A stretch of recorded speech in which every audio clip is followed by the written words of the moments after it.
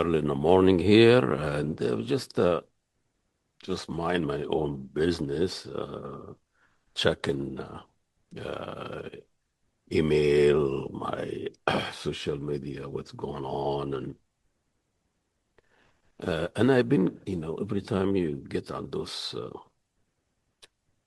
TikTok or any YouTube and any of those platform, you see those ads, they want you to, they ask you if you want to increase your followers. If you are just stuck with a few hundreds, a few thousand, if you want a 10,000 new follower, 100,000 followers, this and that, and I don't know how that works, and who are those followers, and do I really care if there is 10,000, 10 million, whatever? I mean, are those real interest people?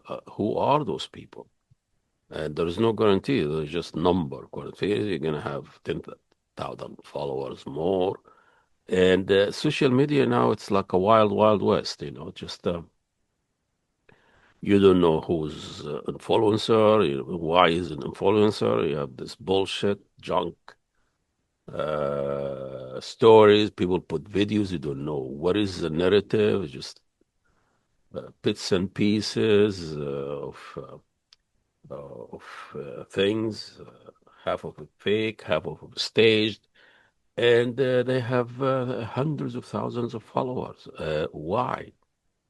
And do those follower actually followers, or they see the content and you see this content producer, content creators. You create content. Doesn't matter what those content are, and it's grown out of hand. People follow other people, and we don't know who's following what, who started this, and you just stand in line. And research shows us that people follow people because they are famous.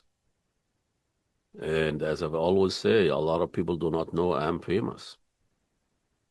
But anyway, you follow people because they are famous. They have a recognizable name, but do you follow what they create, what the content? Do you understand it? Do you get engaged, involved? So followers, it doesn't mean really engagement, communication, the social involvement. It's just follower. People are following other people, and we don't know who's following whom.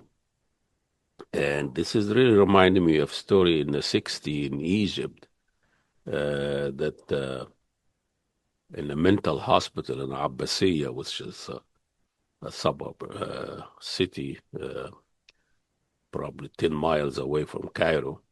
That's where my university is, the second biggest university in Egypt after Cairo University.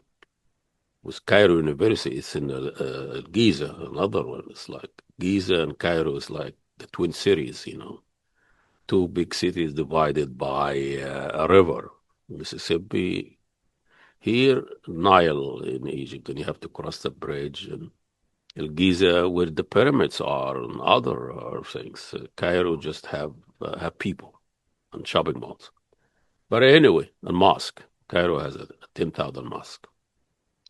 But anyway, so in the 60, about 260 mental patient.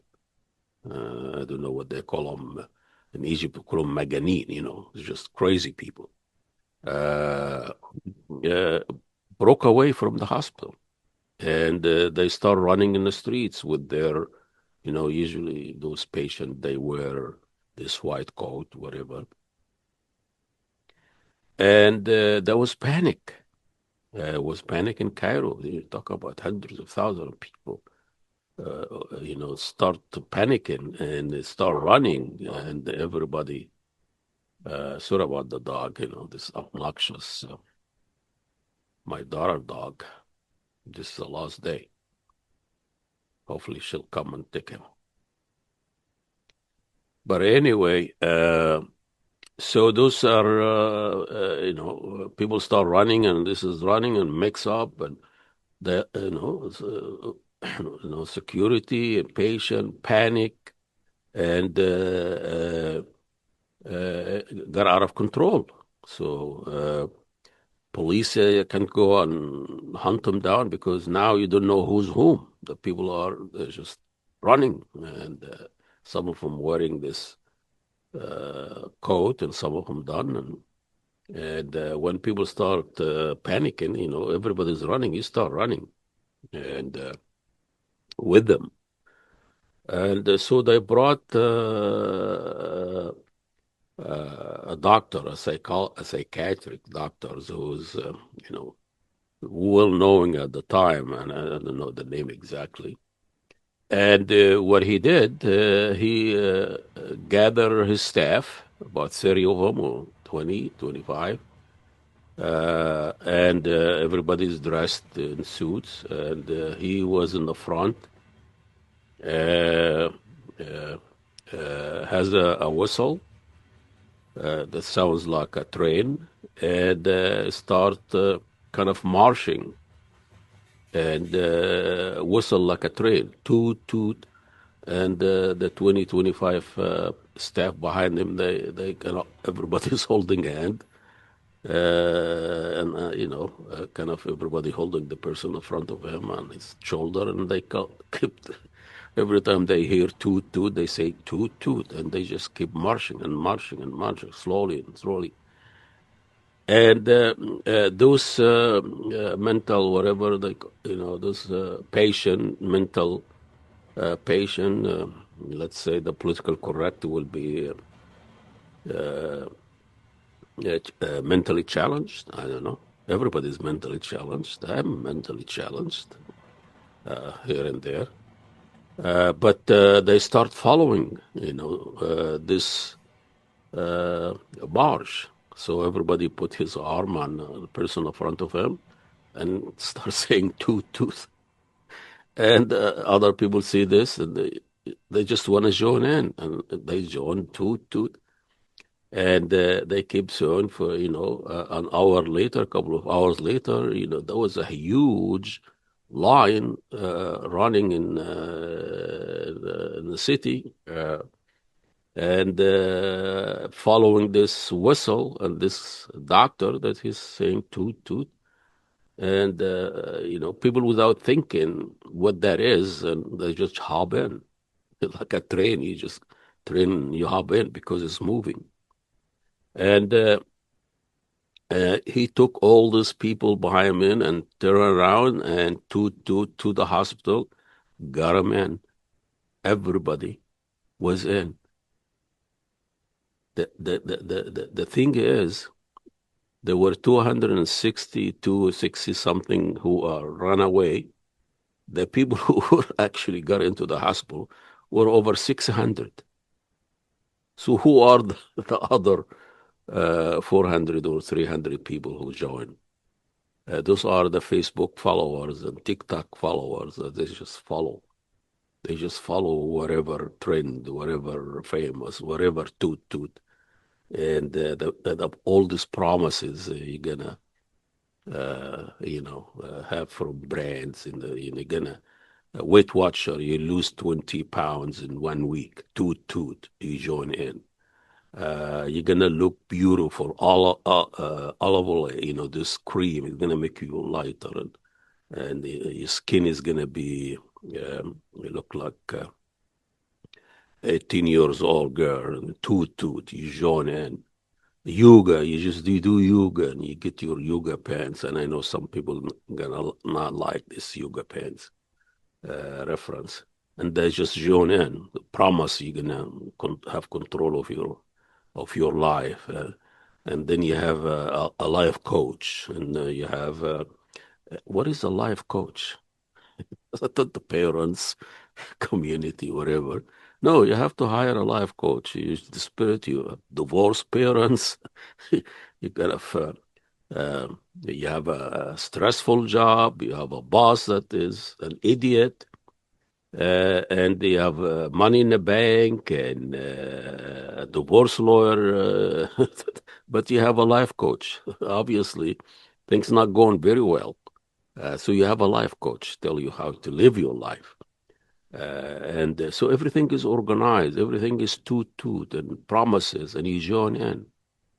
And you don't know why, you don't know if this is working, but you are in it. You are a kale. Used to be kale. Everybody's eating kales and kale juice and kale pie and kale bread and kale. And now we don't hear about kale anymore. There is a kale bar, like candy bar. And and then came yoga and an obsession of kale is gone. Now your obsession with yoga. Yoga replaced kale. And God knows what's the next trend is, what's the next toot is. And that's what consumerism is all about. It's all about toot, promises, hobbying, wherever that trend is, wherever that trend is, wherever the promise is. But brands never deliver their promises. If you get Nike, you're not going to jump like Michael Jordan.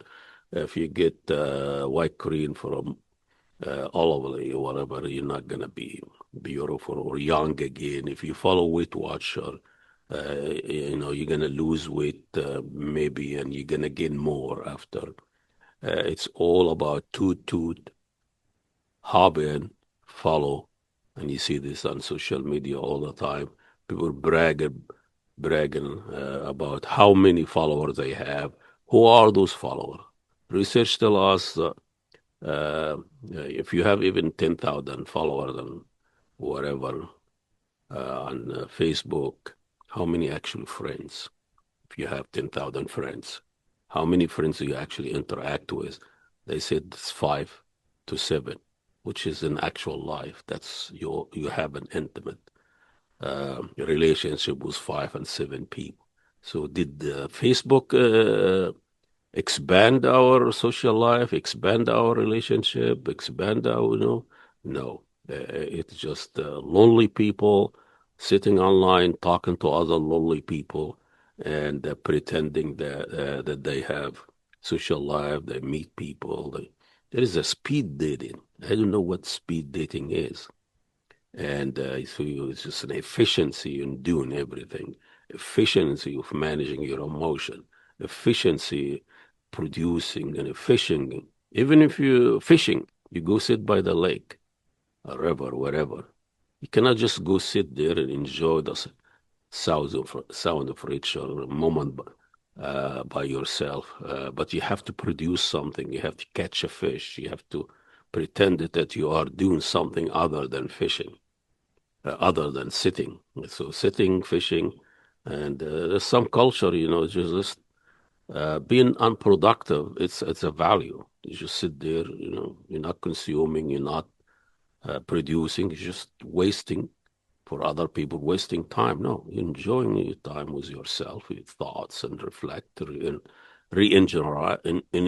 energize, and we need to do that. We need to kind of get rid of this excessiveness of noises and communication. The average American here gets almost 20,000 messages a day. They try to tell them something. Do this, dress this, push this, eat this, don't eat this, drink this, don't drink this, take this, apply for this. 20,000 a day.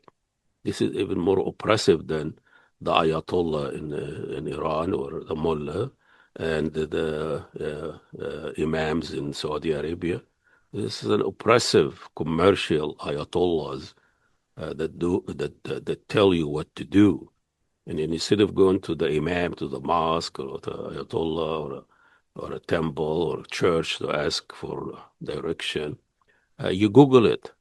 So Google become our new modern Ayatollah. You just Google Ayatollah, Google, and it will give you the answer. So God, Google, guns, this is our new reality. So at the end of this, toot, I'm leaving and don't follow me. When people follow me, I get worried a little bit. I'm not worthy of any followers. It's just I'm ranting, general. I'm not an expert on anything, but that's not going to stop me from talking about everything.